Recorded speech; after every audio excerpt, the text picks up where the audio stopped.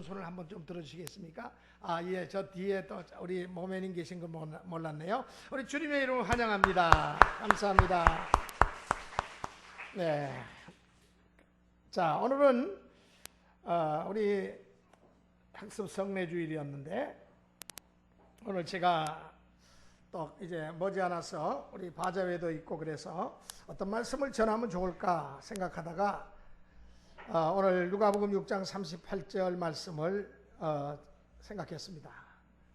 베풀고 주는 삶의 비밀, 이런 제목으로 우리 말씀에 함께 은혜를 나누기를 원합니다. 우리 기독교는 참으로 놀라운 종교입니다.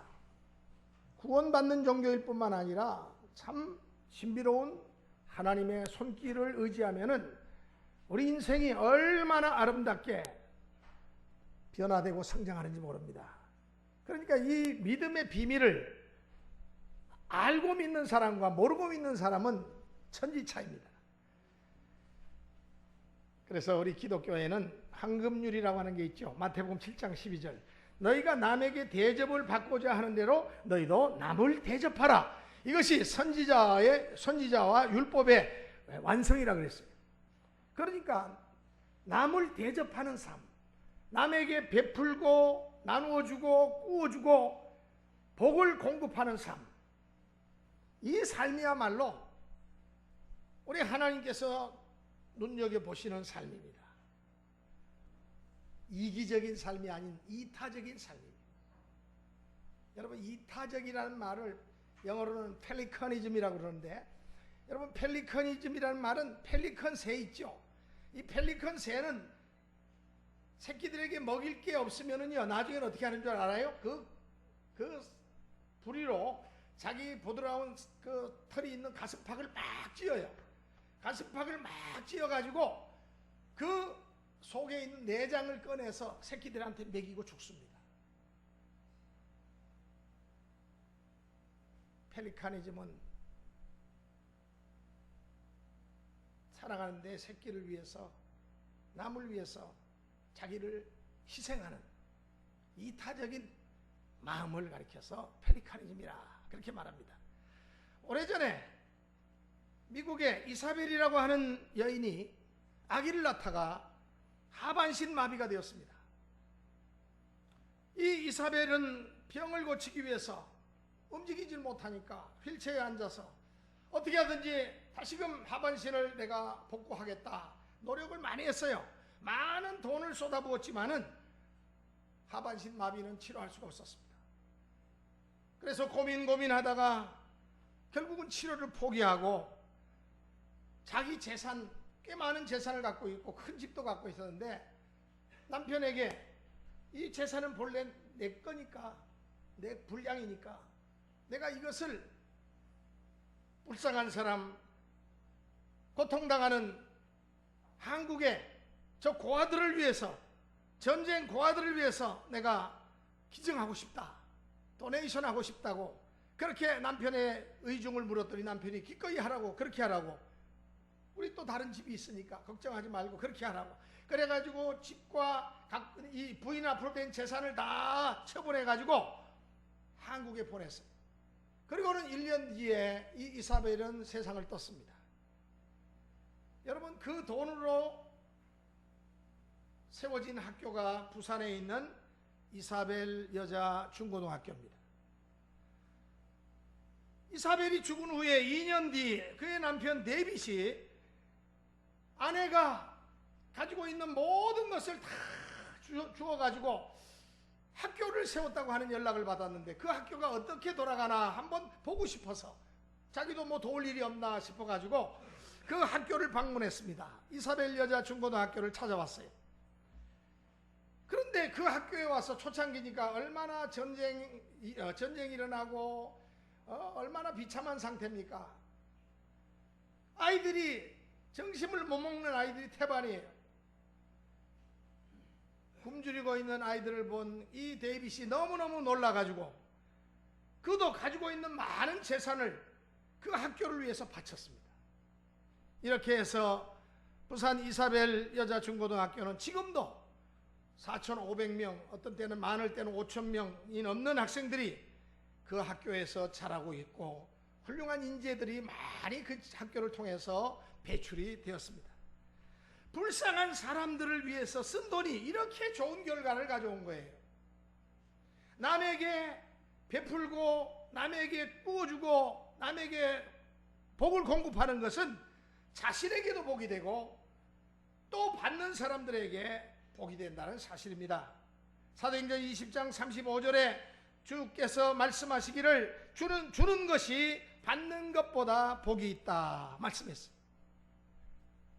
얼마 전에 노회가 열렸는데 뭐 선배들도 만나고 친구 목사님들도 만나는데 어떤 친구 목사님이 이런 재미있는 이야기를 합니다. 자기가 아는 어떤 타교단 목사님 이야기를 그 친구가 듣고 하는데 그 목사님 별명이 가저 목사래요. 가저.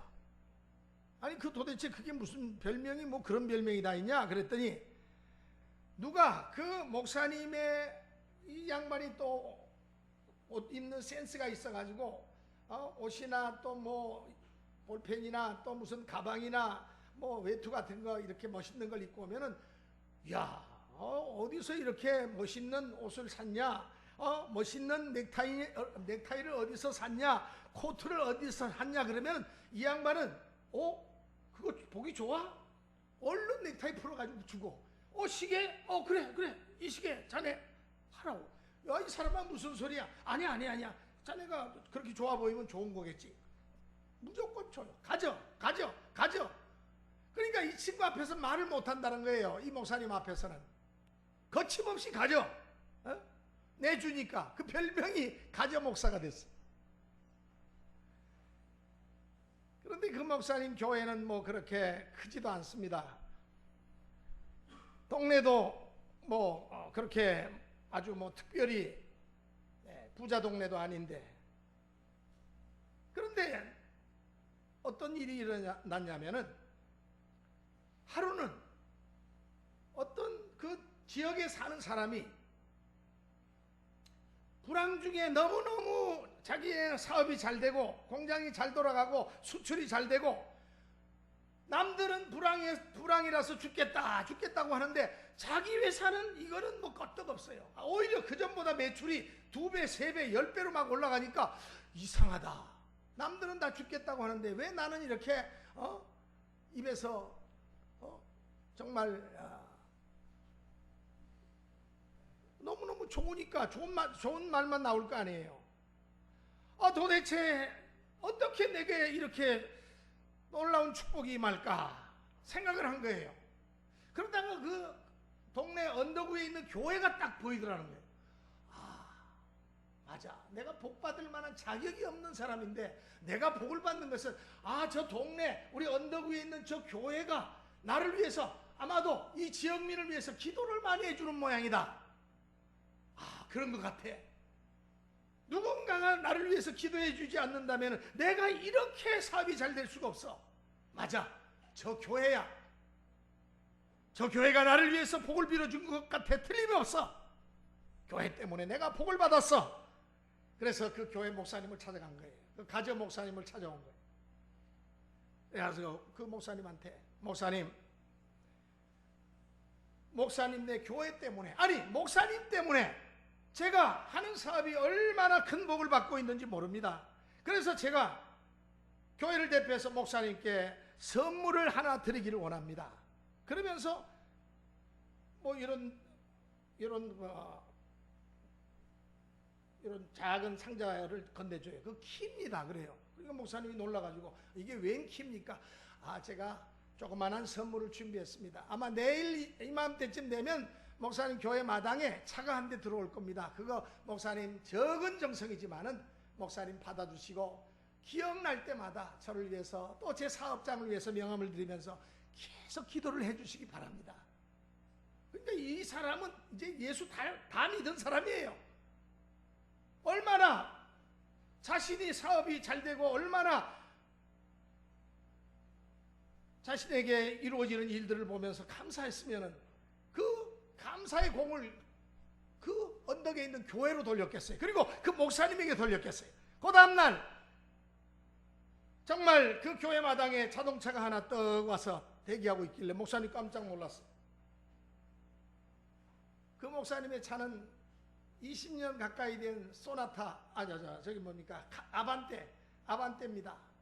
그런데 목사님은 이제 너무 차가 오래돼 놓으니까 소나타 하나만이라도 좀 차를 바꿨으면 좋겠다 하고 생각을 하고 있었던 차인데, 딱 보니까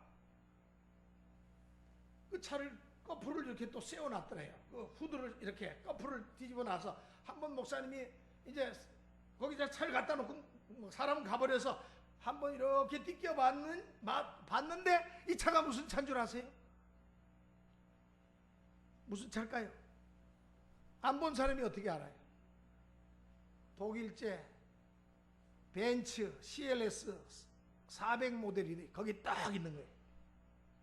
얼마나 놀랐겠어요.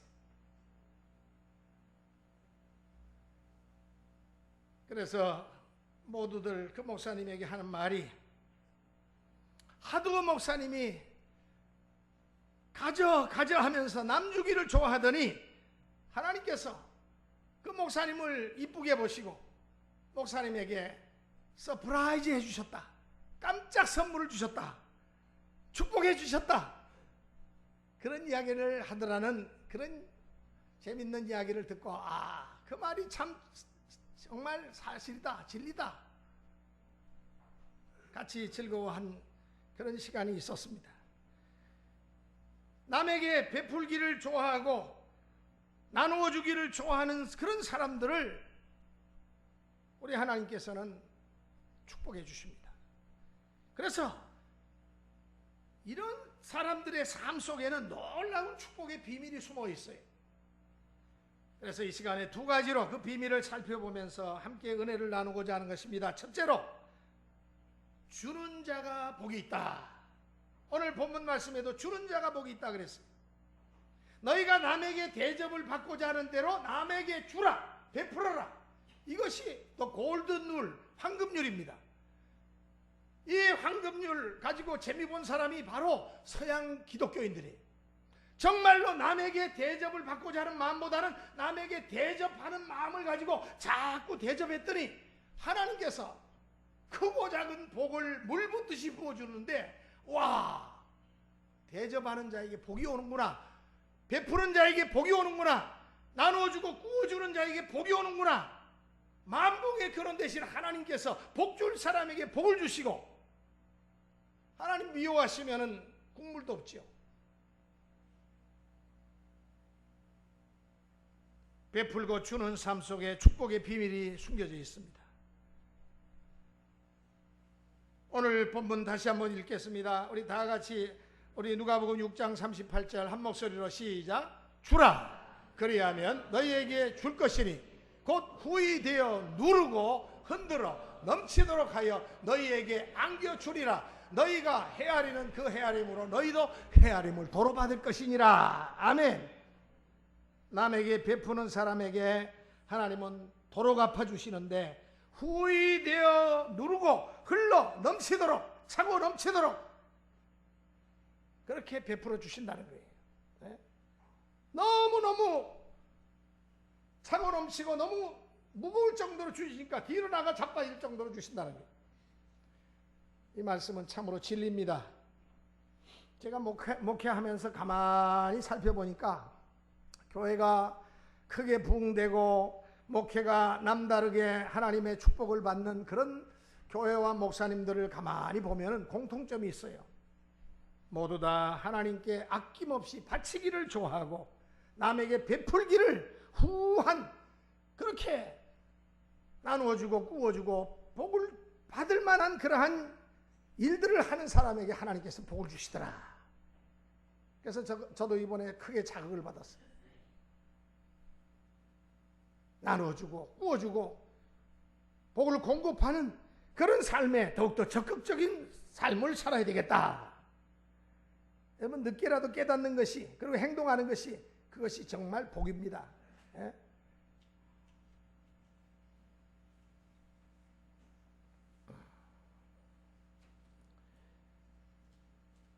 여러분이 잘 아시는 한국의 슈바이처라고 그렇게 불리웠던 유명한 장기려 박사가 1995년 84세를 일기로 성탄절날 세상을 떠나셨는데, 이 장기려 박사를 아는 사람들의 말에 따르면은 정말로 그분은 평생을 자기가 하나님께 받은 그 인수를 돈 받고 파는 것이 아니라 가난하고 힘든 사람에게는 다 무료로 치료해줘요.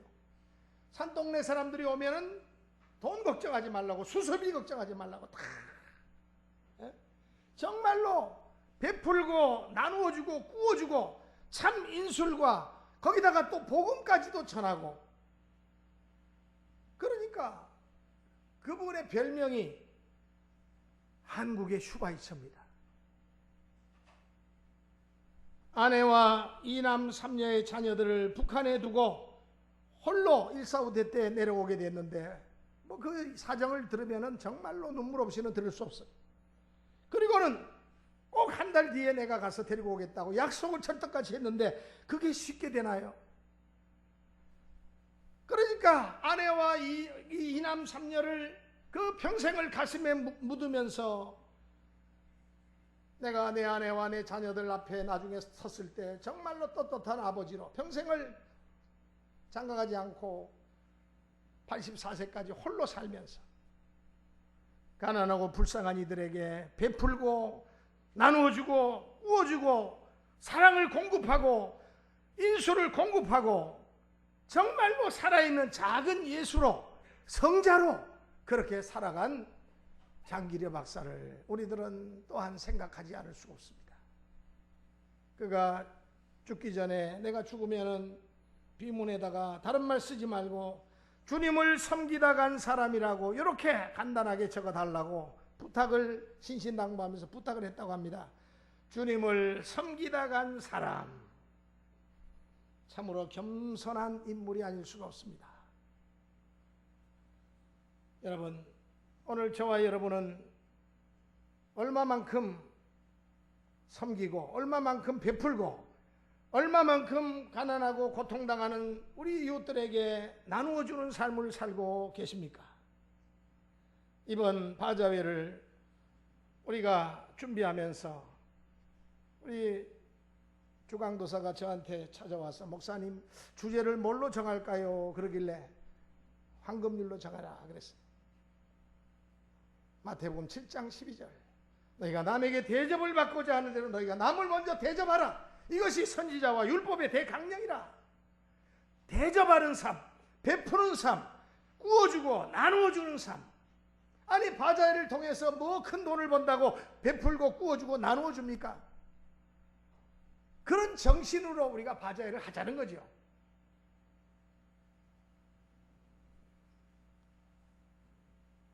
지극히 작은 자 하나에게 하지 아니하는 것이 곧 내게 하지 아니한 것이니라. 이 말씀은 여러분들이 잘 아는 말씀입니다. 마태복음 25장에 예수님께서 마지막 날 의인들이 상 받는 장면을 말씀하시는데 내 아버지께 복받은 자들이여 나와서 창세로부터 너희를 위하여 예비된 저 나라를 상속받아라. 그러면서 하시는 말씀이 너희는 내가 줄일 때 먹을 것을 갖다 주었고 목마를 때 나로 하여금 마시게 하였고 나그네 되었을 때 나를 영접하였고 벗었을 때 옷을 입혔고 병들었을 때 돌아보았고 옥에 갇혔을 때 와서 나를 보았느니라. 이렇게 칭찬하니까 그 의인들이 하는 말이 아니 주님 저희가 언제 그렇게 했습니까? 이렇게 질문하니까 주님께서 뭐라고 말씀하십니까? 지극히 작은 소자에게 행한 그것이 곧 내게 한 것이라. 그러니까 우리가 작은 소자에게 정말로 힘들고 어려운 사람에게 도운 그것이 바로 내게 한 것이라.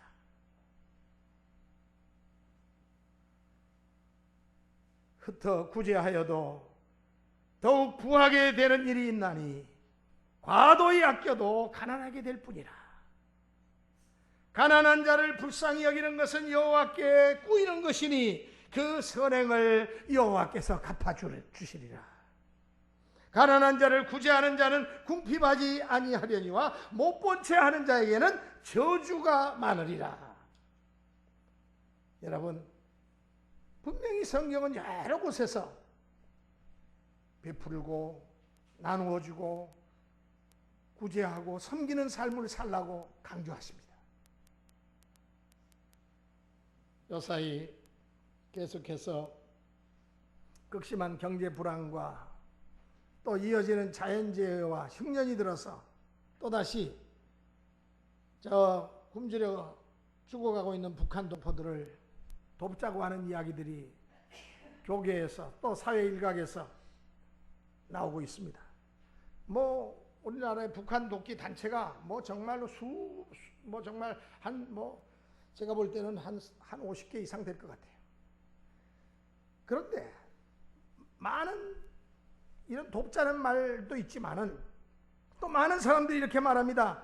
돕는 것도 좋지만은 우리가 쌀을 보내면은 그것이 다 북한 군부로 들어가서 군량미로 둔갑한다는데, 그렇다면 이거는 구제가 아니고 이건 이적행위 아닙니까? 구제미로 보낸 것이 이것이 군량미로 둔갑하면 결국은 저들에게 우리가 선한 일을 행한 것이 아니라 결국은 이적 행위를 한 것이다. 그렇게 말하면서 북한 절대로 저렇게 행하는 저들을 도와줄 필요가 없다는 사람이 있어요. 만약에 저들이 도움을 받으려면 천안함 피격 사건, 또 연평도 도발 사건, 또 관광객 피살 사건, 또 얼마 전에 목간 지뢰 사건, 이런 것들을 정식으로 제대로 사과를 하면은 우리가 얼마든지 저들을 돕고 구제하고 베풀고 나누어줄 거 아니냐. 그런데 저들은 굶주리고 국민들은 허덕거리고 다 죽어가는데도 이 지도부는 그저 자존심, 고집, 아집만 똘똘 뭉쳐가지고 모든 악을 행하고도 자기가 안 했다고 그러고 발뺌하고, 그러니까 저들을 도와줄 수 없다는 거죠. 맞는 말이지만 틀린 말입니다. 전에 제가 신학교 다닐 때 반전론자인 미국의 머스티라고 하는 사람이 쓴 글을 읽은 적이 있는데, 그가 그런 말을 해요. 세계 모든 나라가 핵무기를 비롯한 전쟁 준비 대신에 그 돈을 가지고 어려운 나라, 아프리카나 저 동남아시아의 그 어려운 나라를 도와주고 그들에게 참 사랑을 베푼다면은 하나님의 기적적인 놀라운 능력이 나타나서 그런 나라들은 망하지 않고 도리어 하나님의 축복을 받게 될 것이다 라고 하는 아주 마치 신학자 같은 그런 글을 썼는데, 그 글이 지금도 잊혀지지 않아요.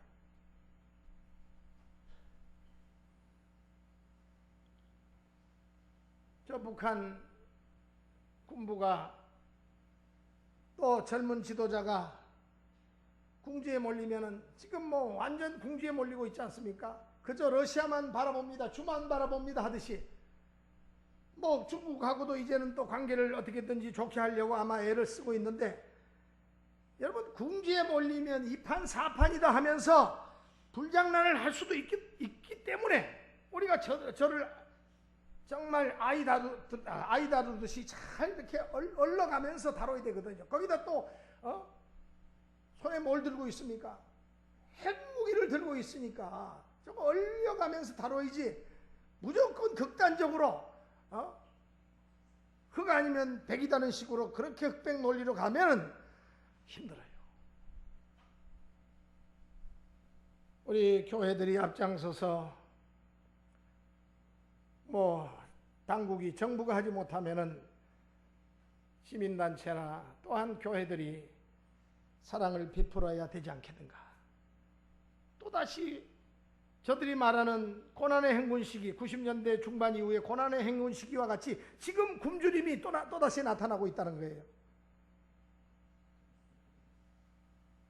그런데도 북한이 좋다고 종북을 하고 친북을 하는 사람들 보면은 정말로 참 저런 사람들은 어떤 생각을 갖고 있길래 저렇게 친북을 하고 종북을 할까. 참 그들의 이 사고방식과 그들의 마인드가 한번 분해를 좀 해보고 싶어요. 두 번째로 이웃에게 베풀고 주는 삶도 물론 매우 귀하지만은 더욱 귀한 게 있습니다. 그것은 하나님께 드리는 것. 우리 하나님께 드리는 것은 더 큰 복을 받는 놀라운 축복의 비밀입니다. 많은 사람들이 아니 하나님 눈에 보이지도 않는 하나님한테 뭘 그렇게 많이 갖다 바치냐. 여러분 하나님은요 왜 우리에게 하나님께 드리라고 했냐면은 우리에게 더 큰 복을 주시기 위해서. 여러분 재물이 가는 곳에 마음이 가잖아요. 이 자본주의 사회에 사람 신이 만모니즘 아닙니까? 황금 만능주의 아닙니까? 그러니까 인간이 하나님보다도 이 재물을 더 사랑하니까 하나님 보시기에 네가 그 재물을 가지고 선한 사업에 바치고 하나님 나라를 위해서 천국 창고에 쌓아두는 그와 같은 삶을 살면은 내가 너를 재물을 컨트롤할 줄 알고 재물을 다스릴 줄 아는 자로 내가 인정해서 너에게 더 큰 일을 할 수 있게끔 재물을 가지고 더 큰 역사를 이루게끔 내가 너에게 재물의 복을 주리라. 재물 얻을 능력을 주리라. 재물 얻을 기회를 주리라. 재물 얻을 수 있는 지혜와 명철을 주리라. 여러분 정말로 하나님의 지혜가 임하면요 하루아침에 수십억 수백억을 버는 사람이 있는가 하면은 평생을 살아도 단돈 1억을 손에 못 쥐고 가난과 굶주림과 허덕거리면서 불평 불만 속에 사는 사람들이 얼마나 많은지 모릅니다. 생각의 차이. 그 생각 속에 그 마음 속에 부정적인 생각, 분노, 원한, 미움, 시기, 다툼 이런 것들을 가지고 사는 사람들에게는 하나님께서 축복을 주시지 않아요. 나누어주고 구워주고 복을 공급하고 정말로 하나님 보시기에 이 손이 복된 손, 마르지 않는 손, 축복의 손, 생기가 넘치는 그와 같은 살아있는 손이 될 때 그 사람들을 하나님께서 복을 주시는 겁니다. 사람에게 주는 자에게 하나님이 그렇게 기뻐하시고 축복하시는데 하나님께 정성을 바치는데 최선을 다하는데 왜 축복과 상급을 주시지 않겠습니까? 도리어 사람을 도와줄 줄은 알면서도 하나님께 드리는 일에 인색한 사람, 이런 사람은 이거는 뭔가 우선순위가 잘못된 거죠. 잘못된 신앙이라고 볼 수밖에 없습니다. 그러므로 본문에 뭐라 그랬습니까? 주라. 이 주라는 말은 영어로 기부인데 기부. 그런데 이것은 하나님께 드리는 의미도 이 기부 속에는 포함되어 있어요. 하나님께 드리기에 힘쓰는 자에게 후히 되어 누르고 흔들어 넘치도록 해서 너희에게 안겨주겠다 이 말씀입니다. 물질이 아깝지만 결단을 내려서 정성을 다해서 바치는 생활을 하는 사람은 하나님께서 당대에만 복을 주시는 게 아니에요. 자손 만대에 복을 주시겠다. 엄청난 축복을 주시겠다고 약속하셨는데 그 약속이 검증이 다 됐어요. 기독교 역사가 그것을 증명합니다. 여러분 하나님을 잘 믿고 정말로 나누어주고 구워주고 이 베푸는 삶을 살아가는 그 자손들은 놀라운 복을 받아요. 이미 소천하신 저희 장인 목사님은 하나님 앞에 항상 기도하기를 하나님 남을 도와줄 수 있는 물질을 제게 주시옵소서. 그러면 자녀들이 아마 한 달에 한 500 이상은 아마 자녀들이 주시는 걸로 제가 알아요. 그러면 그 500만 원이 남 도와주고 나누어주고 구워주고 가난한 신학생 도와주고 오지의 목회자들 도와주고 하는 걸로 다. 그래도 하나님께서 또 자녀들을 통해서 또 어떤 외부를 통해서 계속 채워주시니까 여러분 남에게 도와주고 남에게 베풀고 남에게 구워주는 삶을 사는 사람에게는 하나님께서 쌓을 것이 없도록 복을 계속 주세요. 이것이 기독교인의 비밀입니다. 세상 재정관리와 다른 하나님의 재정관리의 비밀입니다. 예수님 말씀하시기를 내 보물이 있는 그곳에는 내 마음도 있느니라. 물질이 가는 곳에 마음도 가잖아요. 정성도 가고 사랑도 가지 않습니까? 그러므로 교회를 열심히 다니고 기도를 잠작 패듯이 잘 쪼개는 그런 사람도 하나님 앞에 물질을 드릴 줄 모른다면 그 신앙은 절대로 좋다고 평가할 수가 없어요. 고린도후서 6장 9장 6절에 이것이 곧 적게 심은 자에게는 적게 거두고 많이 심은 자는 많이 거둔다. 그리고 7절에 하나님은 즐겨내는 자를 사랑하시느니라. 하나님이 가난해서 하나님이 뱅크랍시 돼가지고 은행에 잔고가 없으셔가지고 우리한테 헌금해라 말씀하시는 게 아니에요. 우리가 이 땅에 살면서 물질 생활로 눌리지 않게 하기 위해서, 물질 생활로 인해서 고통당하지 않게 하기 위해서 하나님께서는 네가 물질을 얼만큼 다스릴 줄 아는가 보자. 물질을 내 앞에 가지고 와라. 여러분, 우리가 감사한 마음으로 정성을 다해서 바치는 것은 축복의 씨앗을 심는 것입니다. 언젠가는 큰 열매를 거둘 때가 분명히 찾아오게 되는 것입니다.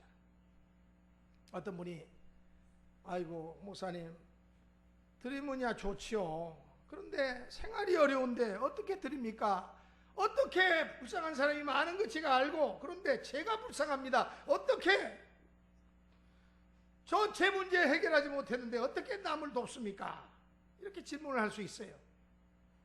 여러분, 어려울수록 그 신세를 면하기 위해서는 하나님께 바치는 생활을 자주 하세요. 남을 돕는데 힘쓰세요. 언제까지 내가 이렇게 살아서는 안 되잖아요. 여러분, 수도가 없는 곳에는 예전에 뭐가 있었어요? 제가 어릴 때는 수도 있는 집이 그렇게 도시 서울 말고는 그렇게 없었어요. 거의 다 펌프입니다. 펌프. 지방에 가면 다 펌프예요. 그런데 이 펌프가 좋기도 하지만 나쁜 게 있어요. 며칠간 펌프질을 안 하면 물이 쑥 빠져가지고 동네에 가서 물을 구걸해 와야 돼요. 물이 올라오지 않으니까 물을 다른 데서 가져다가 그 펌프 속에다가 물을 집어넣어야 돼요. 이걸 가리켜서 마중물이라고 그럽니다. 이 마중물을 부어야지 이 펌프질을 하면은 그 마중물 덕택에 밑에 있는 물을 끌어올려요. 그래서 계속 물이 올라오는 것입니다. 이게 바로 복받는 비결입니다. 하나님께 드리는 것 중에 제일 첫 단계는 모든 수입의 10분의 1, 이 11조를 정확하게 온전하게 하나님께 드리는 것입니다. 예전에 빌리 그레이엄 박사님이 하나님과 동업자라고 하는 설교를 하셨는데 그 책도 나왔어요.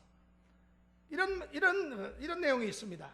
오늘날 미국이 범하는 가장 큰 죄 중에 하나는 마땅히 하나님께 돌아가야 할 재물을 도적질하는 죄다. 우리가 11조를 드리지 않는 것은 하나님의 빛을 빛 있죠. 하나님의 빛을 갚지 않는 행위다. 사실 하나님께 10분의 1을 드리는 것은 하나님께 드리는 것이라고 할 수 없다. 왜냐하면 이미 그것은 하나님께 속한 것을 돌려드리는 것이기 때문이다.